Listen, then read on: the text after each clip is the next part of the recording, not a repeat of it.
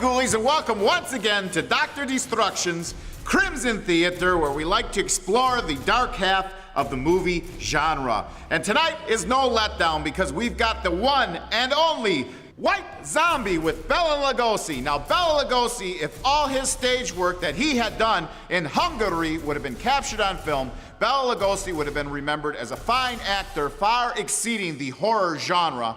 He, like Lon Chaney Sr., got lumped into being horror actors, but really never were. Lugosi was 48 when he made Dracula. That means he spent most of his career as a major star being over the age of 50. So my point is, if it would have been captured on film, all his great stage work, Bela Lugosi would have been regarded as one of the greatest actors in our time, far outshadowing his contemporaries. He was considered the Clark Gable of the Budapest stage, you know, and did several roles, even played Jesus Christ in one of the most convincing portrayals this doctor has ever seen. And White Zombie, very influential. I mean, you might remember, wasn't there a band named after that? Never mind. Anyway, very influential in the horror genre. It features Bela Lugosi as the voodoo master. And if you're thinking about you want to hook up with a girl and you want to get a voodoo master to put a spell so she'll fall in love with you,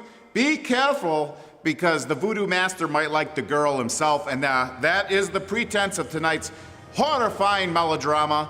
And it's creepy, it's eerie, it's a little bit offbeat. The soundtrack is very strange, adds to the overall mood of this campy, strange, fantastic Bela Lugosi feature, perfect for material here for Dr. Destruction's Crimson Theater. Now, without further ado, let's get into it. White Zombie on Dr. Destruction's Crimson Theater. We're always having a good time. If you're not having a good time, you're not watching Crimson Theater.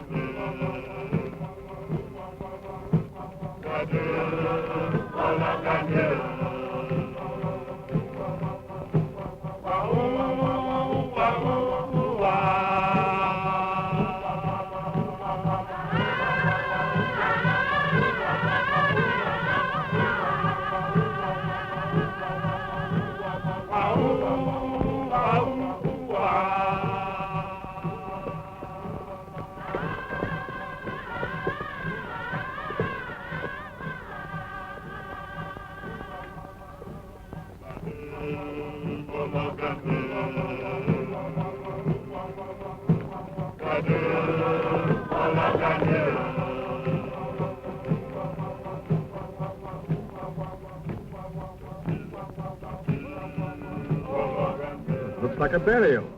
In the road?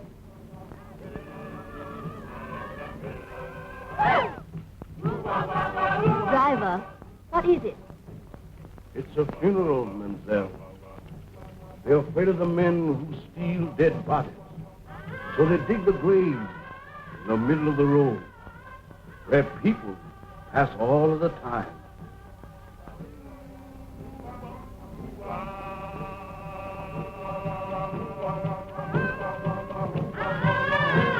Well, that's a cheerful introduction for you to our West Indies.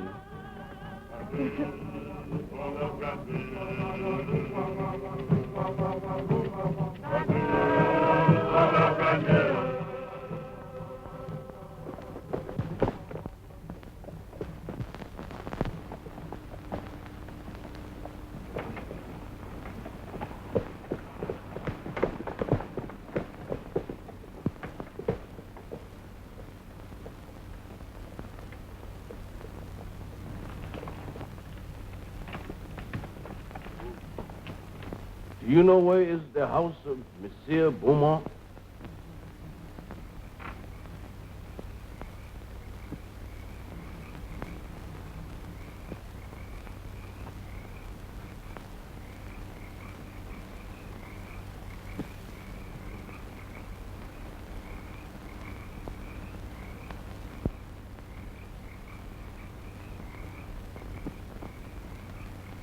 Zombie!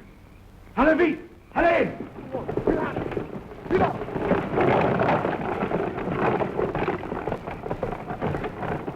It's got like hands clutching me.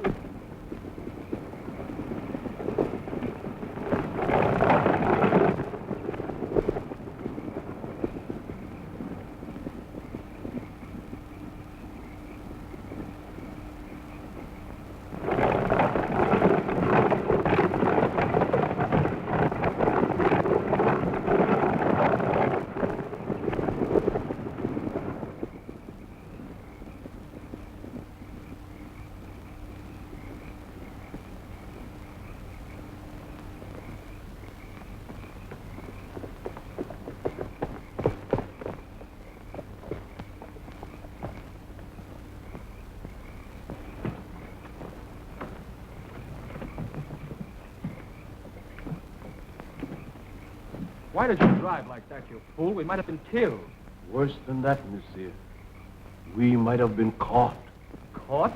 By whom? Those men you spoke to? They are not men, monsieur. They are dead bodies. Dead? Yes, monsieur. Zombies. The living dead. Corpses taken from their graves.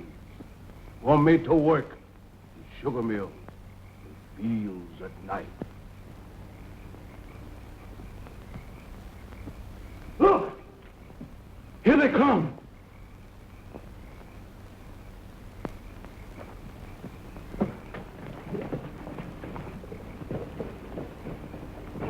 Look. Look.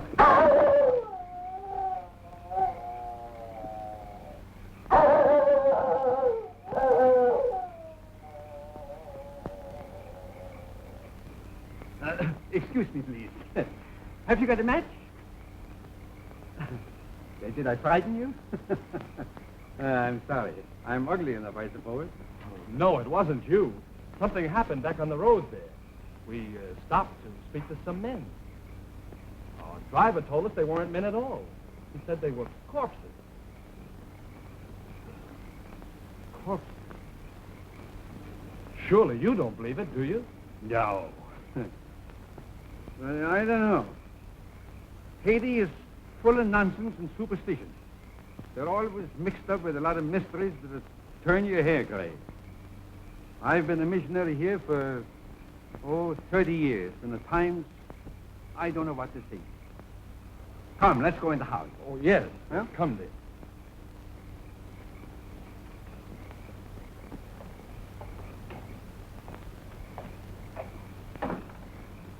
Is Mr. Beaumont in? You're expected, Dr. Bruner. Yes, I've been sent for to marry someone. Maybe,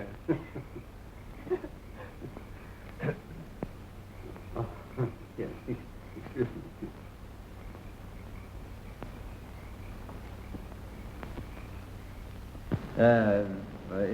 How long is it that you know Mr. Beaumont? Oh, only a few days. Madeline introduced him on the docks in Port-au-Prince. And you? I met him on the ship coming from New York. He was very kind during the voyage. Oh, Madeline and I planned to be married the moment she arrived, but Mr. Beaumont persuaded us to come here. He promised to take me out of the bank at Port-au-Prince and send me to New York as his agent. Strange. It's very strange. I'll tell Mr. Beaumont you're here. Yeah.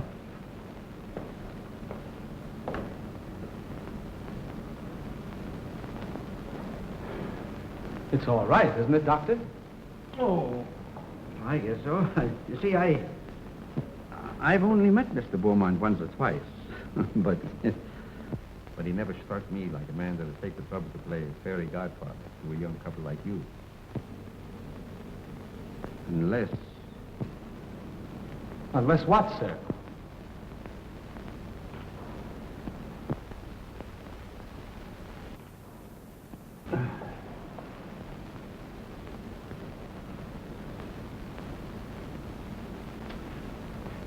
I suppose you'll think I'm a meddling old fool, but... You know, I'd feel a good deal better if you'd clear out of this place after you're married and have nothing more to do with Mr. Beaumont. The young people have arrived, sir, and Dr. Bruner. They're waiting in the reception hall. Show them to their room and tell them I'm out. Yes. No, wait. Perhaps I'd better see them. It might look odd if I didn't. Very odd, sir. Especially as Dr. Bruner is a trifle skeptical as to your motives, sir. Never mind my motives. Has that other person sent word yet? No, sir, not yet.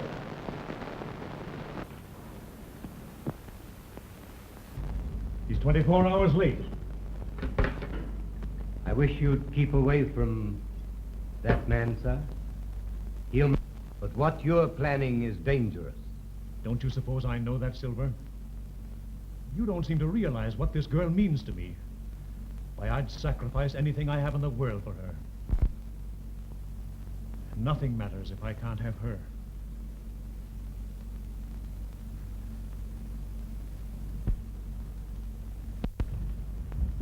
I think you like Haiti.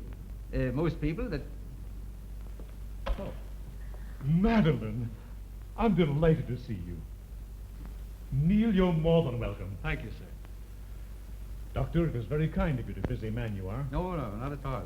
There's a native family live out here that I've been trying to see for a long time. After this young couple are safely married, I'll leave. But surely you'll stay for dinner after the ceremony. Oh, no, I must run along. Well, that's a great pity. We had something very special prepared for this occasion. It was very good of you, Madeline, to humor the whim of a lonely man. There was so little time to prepare. I couldn't do half the things I wanted to do for you. You've done more than enough already, Mr. Beaumont, for a comparative stranger. You've made us so happy, giving Neil a position in the States. Neil? Yes, indeed. Oh, yes, of course. I'm sure Neil will make a very good agent. But you must be tired after your drive. You'll get some rest. Silver! Silver will show you to your rooms. This way, please.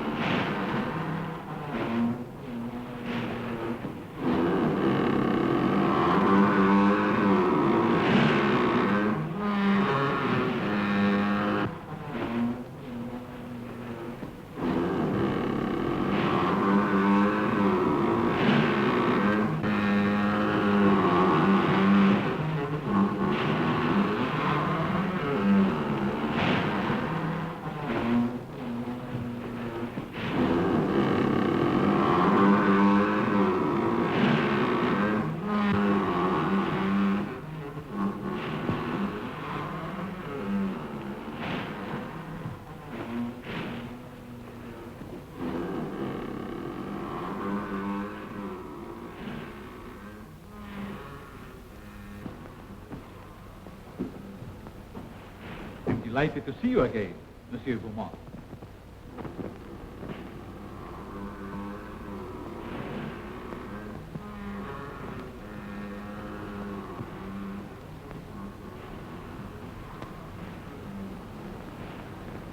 Please. Please.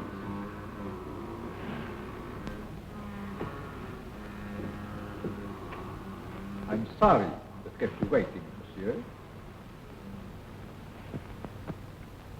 I have been on a journey, seeking men for my mill. Men?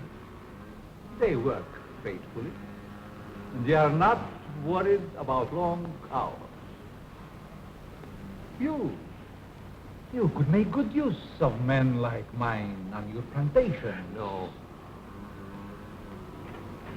That's not what I want. Then perhaps you wish to talk about the young lady who came to your house this evening. You've seen her? When?